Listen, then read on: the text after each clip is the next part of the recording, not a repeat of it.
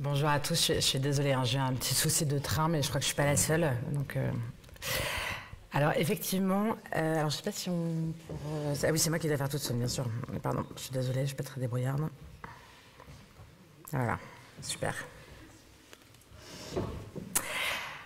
Alors effectivement, la dernière fois que je suis venue, l'année dernière, vous nous avez fait déjà la gentillesse de nous inviter. On venait alors qu'on était en pleine discussion avec les médecins. Pour ceux qui avaient assisté à la séquence l'année dernière, c'était un peu tendu. On ne savait pas bien où est-ce qu'on allait aboutir. Et donc je ne me serais pas représentée devant vous si nous n'avions pas réussi à signer la convention. Mais nous avons réussi à signer la convention médicale avec les représentants des médecins libéraux, ce qui est une très bonne nouvelle et pour nous et je vous l'assure pour vous aussi.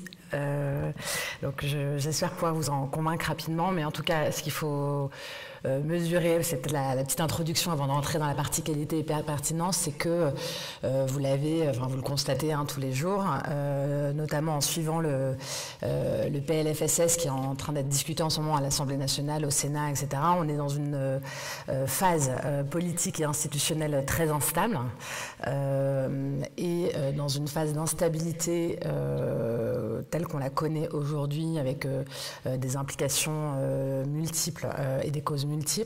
C'est vrai que c'est très important qu'on puisse avoir une forme de contrat entre l'assurance maladie et les médecins généralistes. Alors, libéraux, puisque c'est avec eux que ce contrat est passé, puisque pour les médecins généralistes qui s'installent en libéral, vous nommez des travailleurs indépendants et à ce titre, vous êtes totalement libre de votre activité, mais vous décidez ou non de contractualiser avec l'assurance maladie, donc de vous conventionner, et à partir du moment où vous vous conventionnez, ça veut dire qu'on signe ensemble un contrat, et les termes du contrat, ils ont été revus pendant cette convention. Donc si on n'avait pas réussi à se remettre d'accord sur ce contrat, on serait aujourd'hui en grande difficulté, puisqu'on n'aurait pas pu engager les revalorisations, engager les différents programmes. Donc normalement, on a signé avec les représentants des médecins libéraux un contrat qui nous protège, j'allais dire vous et nous, pour 5 ans, qui nous donne respectivement de la visibilité sur les évolutions tarifaires et puis surtout sur les programmes qui sont évidemment des programmes pluriannuels, notamment sur la pertinence, puisque c'est l'objet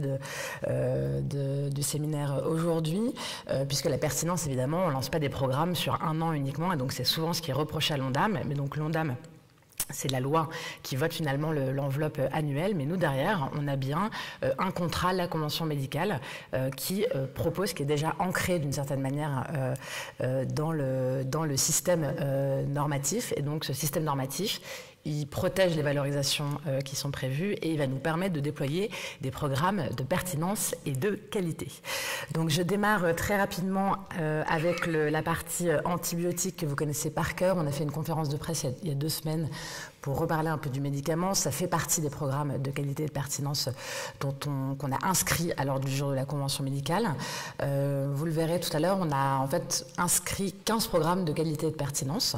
Tous sont évidemment assis sur des données scientifiques. Nous, on ne produit pas de référentiels scientifiques, on s'appuie toujours sur des référentiels scientifiques. Et donc là, en tout cas, ou sur des normes scientifiques. Et donc là, sur la partie antibiotiques, on s'est donné un objectif d'arriver à atteindre la moyenne européenne, qui est 25%, 30% inférieure à celle que l'on a aujourd'hui, et on a en perspective encore plus lointaine les Allemands. Et donc pour faire ça, donc vous en avez parlé, on a grosso modo le principe de la convention, c'est qu'on a dit voilà, on se fixe des objectifs, donc on a une quinzaine d'objectifs, et ensuite on a commencé à expliciter ce que seraient les apports et les contributions des uns et des autres. Je donne un exemple qui n'a absolument rien à voir avec la pertinence et la qualité, mais pour illustrer l'objet, on a aussi la même chose sur l'accès aux soins, par exemple sur l'attractivité. Donc nous, Assurance Maladie, on s'est engagé sur l'attractivité de la médecine libérale, notamment à travers les revalorisations, et puis on a dit aux médecins généralistes en face, en fait, dans le contrat, pour l'attractivité, évidemment vous, à titre individuel, vous n'avez pas de responsabilité propre sur l'attractivité de votre métier, mais c'est sûr que si toute la journée les médecins généralistes disent que leur métier est le pire du monde, ça donne pas super envie aux jeunes de s'installer. Et donc c'est une responsabilité partagée entre les médecins généralistes et l'assurance maladie pour faire en sorte que ce métier donne envie. Bon. Et donc sur la partie antibiotique, c'est un peu la même chose, c'est-à-dire qu'évidemment la prescription quand on prescrit 30% au-dessus de la moyenne européenne, c'est vrai que les antibiotiques, c'est beaucoup chez vous. Mais effectivement, nous, on a aussi un rôle. Et donc ce rôle, il a en partie été décrit, c'est-à-dire qu'il faut qu'on puisse financer des outils sur lesquels on n'intervient absolument pas, mais sur lesquels on fait en sorte que les médecins puissent y avoir accès. Donc c'est Antibio-Click et c'est EBM France. Pour vous dire aussi d'ailleurs qu'on va refondre Amélie Pro, qui est le téléservice que l'assurance maladie offre aux professionnels de santé et notamment aux médecins généralistes. Et donc Antibiotique clignotera en première page de mille feux.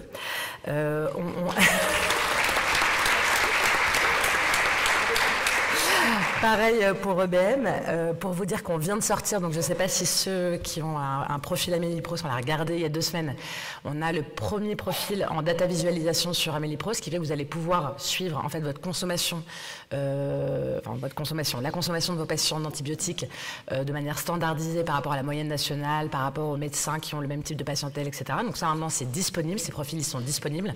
Vous aurez pu attendre que les délégués d'assurance maladie viennent vous voir, ils seront disponibles. On va continuer l'information et les bonnes pratiques. On va aussi aller voir les établissements de santé et le médico-social. Et puis, il y a toutes les actions qui sont conduites avec les TROD. Et donc, je vous encourage notamment à commander des TROD angine sur Amélie Pro. On a 2 millions de TROD qui sont commandés sur 9 millions d'angines. Donc, on peut sans doute faire un petit peu mieux. Et puis, les ordonnances conditionnelles, vous avez la possibilité aussi de le faire. Elles sont très peu utilisées. Donc, une ordonnance conditionnelle où, en fait, le test, le TROD pour la cystite ou pour l'angine, il est fait par le pharmacien. Donc vous dites conditionnel, le patient le réalise en pharmacie et le cas échéant, il y a prescription d'antibiotiques ou pas. Polymédication, je crois que vous en avez également parlé, donc je ne reviens pas sur les chiffres de polymédication et d'hyperpolymédication. On a également inscrit cet objectif dans le cadre de la convention médicale avec 2 principaux outils. On a inscrit une consultation de déprescription, alors qui pour l'instant est un peu encadrée, mais c'est une manière de mettre un pas dans la porte. Donc il sera une consultation de déprescription complexe à 60 €. On vous donne aussi, on vous encourage à prescrire avant cette consultation de déprescription un bilan partagé de médication qui peut être fait par le pharmacien. Donc nous, on a par ailleurs travaillé avec les pharmaciens pour revaloriser ce bilan partagé de médication, ce qui fait qu'au moment où vous avez cette consultation de déprescription avec le médecin, d'une certaine manière, le pharmacien a fait pour vous le début du travail qui consiste à bien lister l'ensemble des molécules que le patient prend. Et puis on a listé un certain nombre d'outils sur amélie.fr. Vous avez ici une synthèse des 15 programmes de qualité et de pertinence. Donc vous avez vu qu'il y a beaucoup de choses sur les médicaments, mais vous avez aussi des choses sur les arrêts de travail, les prescriptions non médicamenteuses et 2 sujets importants. L'ordonnance Bizone, donc qui permet de séparer ce qui dans les prescriptions de vos patients en ALD relève de l'ALD ou ne relève pas de l'ALD, et tout ce qui relève également des dépistages précoces des maladies cardiovasculaires et associées et du cancer. Donc je vous laisserai de toute façon cette belle présentation avec des objectifs qui sont des objectifs assez anciens, notamment sur comment garder l'antibiorésistance. C'est évidemment quelque chose qui est inscrit dans les objectifs des pouvoirs publics depuis un certain temps. Et puis il y a des choses qui sont un peu plus nouvelles. Le transport partagé, c'est nouveau. Les biosimilaires, là le fait de passer un cap, c'est également nouveau. Et donc, parmi les éléments qui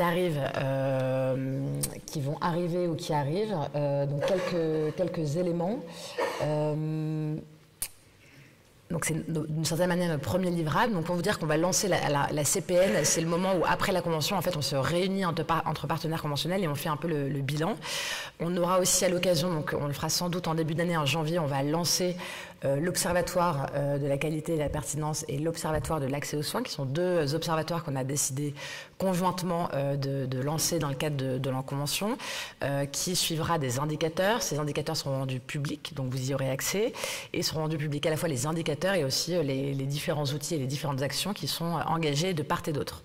Nous, sur ce qu'on devait livrer, donc on a commencé à livrer, donc j'espère que vous avez vu notre belle campagne. Le bon traitement, c'est pas forcément le médicament, donc les médecins généralistes nous ont beaucoup dit qu'ils avaient quand même besoin qu'on remette un petit coup de boost dans la prise de conscience des patients. Après la campagne, les antibiotiques, c'est pas automatique, qui avait quand même été utile en cabinet. Là, l'idée, c'est de pouvoir relancer un peu cette idée que le traitement n'est pas obligatoire, le médicament, pardon, n'est pas obligatoire. Sur le tramadol et en fait tous les analgésiques de niveau 2, l'engagement de la Convention, c'était de saisir la NSM pour les passer en palier 3, en assimilé stupéfiant, donc avec une ordonnance sécurisée. La NSM, elle a rendu un avis favorable, donc ça devait rentrer là au 1er décembre, ça va être décalé de 3 mois, mais dans 3 mois, l'ensemble du palier 2 passera en palier 3, et donc avec une ordonnance sécurisée, donc soit l'ordonnance numérique, soit l'ordonnance sécurisée papier.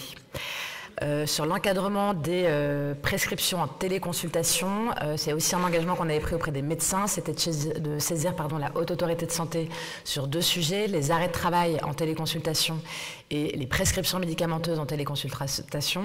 Donc on a eu le retour sur les arrêts de travail. Vous savez que maintenant on ne fait plus d'arrêts de travail remboursés par, enfin de toute façon ils n'étaient pas remboursés par l'assurance maladie, mais il n'y a pas d'arrêt de travail de plus de 3 jours en téléconsultation.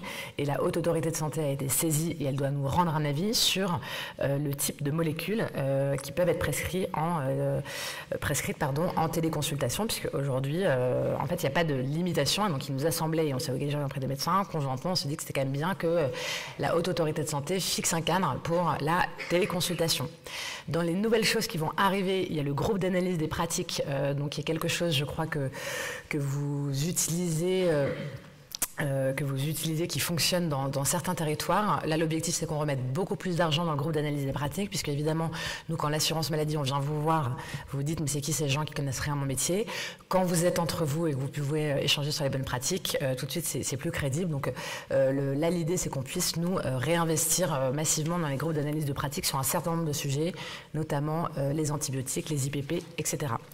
Et puis, on a un certain nombre de nouveaux services qui vont arriver sur Amélie Pro, donc l'accompagnement à la prescription dont vous avez peut-être entendu parler, puisque ça a été dénoncé comme le lever du secret médical. Je ne sais pas si vous avez entendu parler de ça là, dans le cadre de la LFSS. Donc, juste pour vous dire, en fait, c'est juste un petit document qu'il faut télécharger sur Amélie Pro quand vous faites des prescriptions de... Pardon ? Ouais, c'est de l'administratif, mais en même temps, c'est pour aussi protéger vos patients diabétiques qui, sinon, vont prendre de l'Ozempic. Enfin, en tout cas, l'Ozempic aujourd'hui, vous avez des ruptures d'Ozempic pour les patients diabétiques. Pourquoi? Parce qu'en fait, vous avez beaucoup de patients, 50% de les fraudes à l'assurance maladie aujourd'hui sur les médicaments, c'est d'Ozempic. Et donc là, l'objectif, c'est que le pharmacien il puisse avoir un élément, c'est juste une impression, honnêtement, c'est pas la mer à boire, sur... Je vous propose qu'on ait un temps d'échange au terme de la sur l'Ozempic, juste pour que le pharmacien ait la confirmation que vous êtes bien en train de traiter un patient diabétique pour limiter la charge administrative. On a également, on va ouvrir un service qui s'appelle SOS IJ, qui grosso modo, en fait, dès que vous êtes sur un cas complexe d'un patient dont vous ne savez pas bien, en fait, ce qu'il faut que vous fassiez parce qu'il est en conflit avec son employeur, parce qu'en fait, vous n'arrivez pas à lui trouver un rendez-vous chez un spécialiste, parce qu'il y a, d'une manière ou d'une autre, il n'y a pas de réponse simple au dossier que vous êtes en train de traiter. L'objectif, c'est que vous puissiez renvoyer ce dossier vers l'assurance maladie. Donc ça, c'est un vrai service de simplification que j'espère que vous applaudirez à l'issue de cette séquence. Donc, lien antibiotique, on en a parlé. Voilà, là une synthèse, je vais me dépêcher pour avoir le temps de prendre ensuite vos questions. Donc on va par ailleurs tester des choses un peu nouvelles, notamment des dispositifs d'intéressement, on va voir si ça fonctionne ou pas. Donc on a choisi, notamment sur les IPP, on a un dispositif d'intéressement sur les IPP. On a lancé un dispositif de sobriété de la prescription, donc on va venir récompenser d'une certaine manière les prescripteurs qui sont les plus sobres dans leur prescription. Donc on va voir aussi ce que ça va donner. Honnêtement, on a regardé pas mal de littérature étrangère, on a regardé ce qu'ils faisaient dans des pays. Donc là, ça c'est des expérimentations pour voir si en fait il y a des incitations financières qui ont un intérêt et qui peuvent se révéler intéressantes lorsqu'elles ont fait leurs preuves à l'étranger. Groupe d'analyse des pratiques, j'en ai parlé. L'observatoire donc de la pertinence qu'on lancera en fin d'année, début d'année. La consultation longue également. Donc l'observatoire, c'est un observatoire qui réunira pas mal de parties prenantes. Et l'objectif, c'est qu'on puisse valider, comme je l'ai dit, à la fois, qu'on puisse suivre ensemble un certain nombre d'indicateurs qui sont corrélés aux objectifs qui ont été fixés dans le cadre de la Convention, et puis qu'on puisse ajuster ensemble les outils. Peut-être un tout petit stop sur les maladies cardiovasculaires et associées, MCVA. Donc, je ne sais pas si vous l'avez, si c'est encore tout à fait perceptible sur le terrain, mais l'assurance maladie, elle a traité beaucoup, j'allais dire de manière verticale, le diabète, la MRTC, les maladies cardiovasculaires. Là, l'objectif maintenant, c'est qu'une fois que toutes ces verticales ont été traitées, c'est qu'on ait une approche qui soit beaucoup plus transversale en disant, voilà, maintenant on a des patients atteints de maladies cardiovasculaires et associées, parce qu'en fait, il y a tellement de comorbidités entre les différentes pathologies chroniques qu'il faut vraiment accompagner les patients dans leur ensemble. Vous le savez, ces patients-là, ils sont essentiellement suivis par les médecins généralistes. On a des taux par rapport aux recommandations de la HAS, on a encore des taux de surveillance qui sont insuffisants. Et une question donc, que je voulais d'une certaine manière vous poser, mais c'est vrai que en fait aujourd'hui on se pose la question, on a l'assurance maladie, elle a un déficit très important. On est à 14 milliards de déficit. Donc on est dans une logique où nous, assurance maladie, on essaie de porter de la qualité et de la pertinence au long cours, c'est-à-dire de faire en sorte d'avoir des choses pluriannuelles qui misent sur la pertinence, qui misent sur la qualité, qui misent sur la prévention, pour, en fait, d'une certaine manière, ne pas obliger le gouvernement ou le Parlement à prendre des mesures qui peuvent être des mesures de rabot ou qui soient non concertées avec les acteurs.